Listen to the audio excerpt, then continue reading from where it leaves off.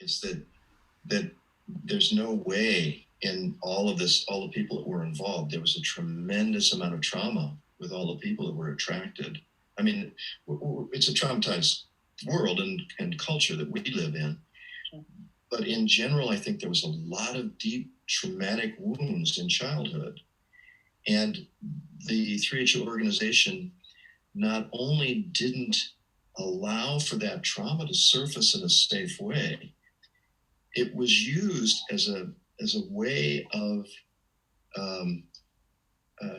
it was using and abusing people. In other words, our trauma was used by Yogi Bhajan to control us, which is a re-traumatization on one hand, and on the other hand, it's actually a way that we can take a deeper look at this trauma field so that we can deal with it and move on.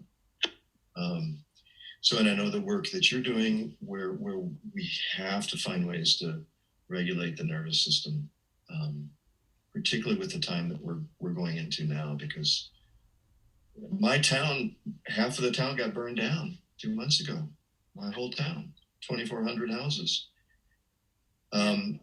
And we had to escape the fire. Like it was licking at our heels, and we had a lot of trauma. And being able to deal with massive kinds of trauma, this is all we're going to have to find the eye of the storm. And I think you're doing these podcasts and are making sense out of the 3HO experience is important in how we're proceeding from here.